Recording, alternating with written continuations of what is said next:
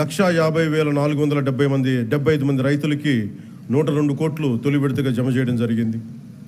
స్త్రీ శక్తి పథకం కింద మహిళలకు 187 ప్రత్యేక బస్సుల్లో ఉచిత ఆర్టీసీ ప్రయాణ పథకం ప్రారంభించడం జరుగుతోంది. తల్లికి వందనం పథకం ద్వారా 2,79,312 మంది విద్యార్థుల తల్లులకు ఖాతాలో ఒక్కొక్కరికి 13,000 రూపాయలు జమ చేయడం జరిగింది. అంతర్జాతీయ యోగా దినోత్సవంలో పాల్గొన్న 5,000 మంది యోగా శిక్షకులు, 8 లక్షల ప్రజలకు అభినందనలు తెలియజేస్తున్నాం. 2,69,148 లబ్ధిదారులకు ప్రతి నెల ఎన్టీఆర్ భరోసా పింఛన్ల కింద 116 కోట్లు పంపిణీ చేయడం జరుగుతుంది. ఉపాధి హామీ పథకం ద్వారా 118.46 కోట్ల వేతనాలు, 93.46 కోట్లు మెటీరియల్ ఖర్చుతోటి గ్రామీణ అభివృద్ధి చేయడం జరుగుతూ ఉంది. గత ఏడాది 107 జాబ్ మేళాల ద్వారా 7,000 మందికి మన కాకినాడలో 7,000 మందికి ఉద్యోగాల అవకాశాలు కల్పించడం జరిగింది. ప్రతి అసెంబ్లీ నియోజకవర్గంలో స్కిల్ హబ్, పార్లమెంట్ పరిధిలో జేఎన్టీయూ కాకినాడలో స్కిల్ కాలేజ్ ప్రారంభించడం జరిగింది. మాదక ద్రవ్యాల నివారణకు పాఠశాలలు, కళాశాలల్లో ఈగల్ క్లబ్లు ఏర్పాటు చేయడం జరిగింది. జల్ జీవన్ మిషన్ ద్వారా 497 కోట్ల వ్యయంతో ఇప్పటి వరకు 506 పనులు పూర్తి చేయడం జరిగింది. రోడ్లు భవనాల శాఖ ద్వారా 27 కోట్లతోటి రహదారులు గోతులు పూడ్చడం జరిగింది. గడిచిన ఏడాదిలో పిఠాపురం నియోజకవర్గంలో 308 కోట్లకు పైగా పనులు చేసి దేశంలోనే మోడల్ నియోజకవర్గంగా దాన్ని తీర్చిదిద్దుబోతున్నాం. వచ్చే 4 ఏళ్లలో మరింత ప్రగతికి కట్టుబడి ఉన్నామని మీ అందరికీ తెలియజేసుకుంటా ఉన్నాం. ఇంత అభివృద్ధిని మనం సాధించగలిగామంటే ప్రతిసారి కొన్ని చీకటి రోజులు వస్తాయి ప్రతి ఒక్కరికి. మన రాష్ట్రంలో 2019 నుంచి 2024 వరకు ఒక డార్క్ డేస్. బ్రిటిష్ వాళ్ళు ఎలా పరిపాలించారో, బ్రిటిష్ వాళ్ళు దేశాన్ని ఎలా కబంధ హస్తాల్లో పెట్టుకున్నారో మన రాష్ట్రం కూడా అలాంటి కబంధ హస్తాలు పెట్టుకున్నప్పుడు స్వాతంత్ర సమరయోధుల స్ఫూర్తితోటి ఒకటే ఎదుర్కొన్నాం. బ్రిటిష్ వాళ్ళు నేర్పించి వెళ్ళిపోయింది మనకి డివైడ్ అండ్ రూల్, మనల్ని విభజించండి, పాలించండి అని. కానీ ఎలా మన కూటమి ప్రభుత్వం మన స్వాతంత్ర సమరయోధుల స్ఫూర్తితోటి యునైటెడ్ అండ్ రూల్, కలిసి ఉందాం, కలిసి పాలన చేద్దాం, ఇదే కూటమి ప్రభుత్వం తాలూకు ముఖ్య ఉద్దేశం. ఈ స్ఫూర్తిని మేము స్వాతంత్ర సమరయోధుల పోరాట స్ఫూర్తిని నుంచి మేము తీసుకున్నది.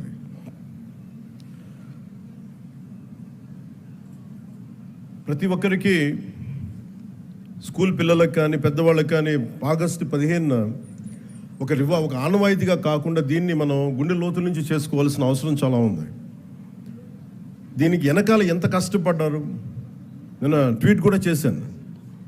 ఇదే రోజు నిన్న ఆగస్టు 14న లాహోర్ డిక్లరేషన్ సమయంలో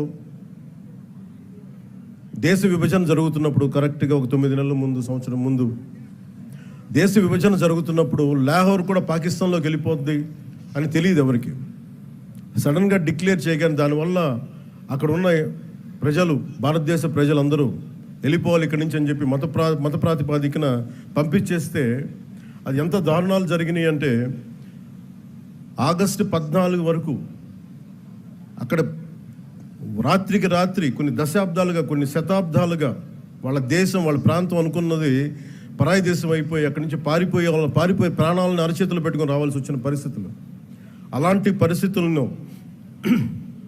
ఒకవైపు పంజాబ్లో మహిళలు సామూహిక మానభంగాలు గురవుతూ చాలా నిర్దాక్షిణ్యమైన పరిస్థితుల్లో ఉండి, అంటే మన స్వాతంత్రం చాలా తేలిగ్గా సంపాదించుకున్నాం, కేవలం ఏమంటారు అహింసా విధానాల ద్వారా మనం సంపాదించుకున్నాం అంటాం. కానీ వాస్తవానికి మన స్వాతంత్రం రావడానికి చాలా హింస జరిగింది.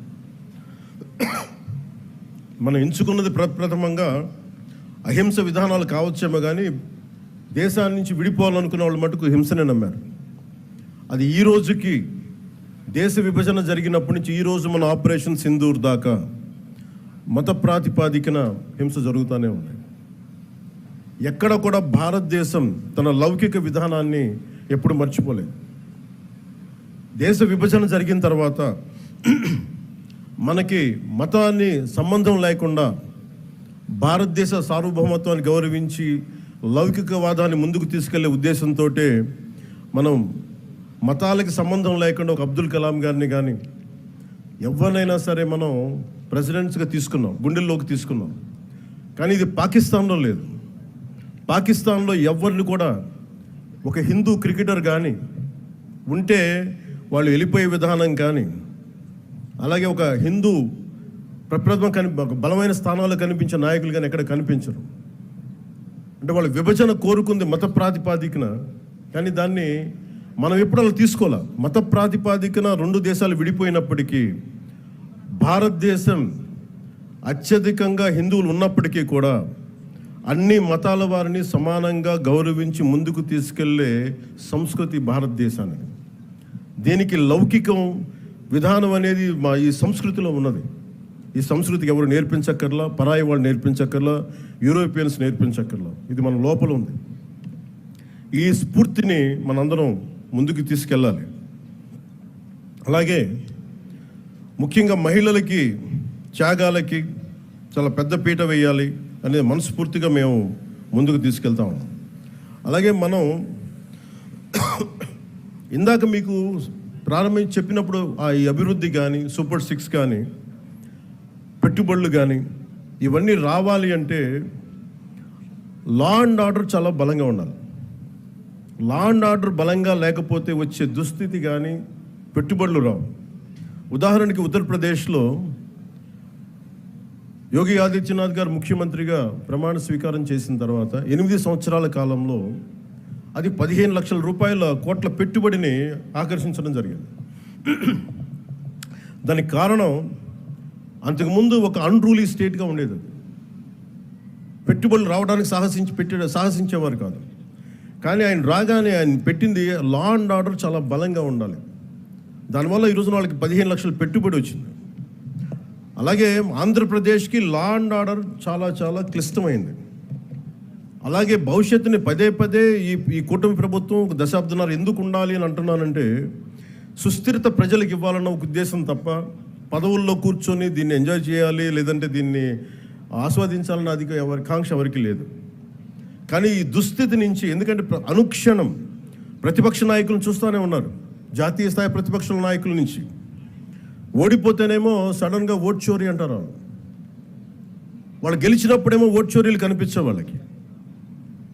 గత ప్రభుత్వంలో కూడా చూసాం. 2019లో వాళ్ళు గెలిచినప్పుడు మేము ఎక్కడా మాట అనలా. ప్రజలు తీర్పు ఇచ్చారు, దాన్ని గౌరవించాం. 2024లో 151 సీట్లు కూటమి ప్రభుత్వానికి ఇచ్చి 164 కూటమి ప్రభుత్వానికి ఇస్తే సడన్గా వారికి ఏమనిపించిందంటే ఇది ఓట్ల గురించి మన ఓటింగ్ మెషిన్లో తప్పు అంటాం. అంటే గెలిచినప్పుడు ఒక న్యాయం, ఓడిపోయినప్పుడు ఇంకో న్యాయం. ఇది రాష్ట్రం, జాతీయ స్థాయి నుంచి రాష్ట్రం వరకు ఒకటే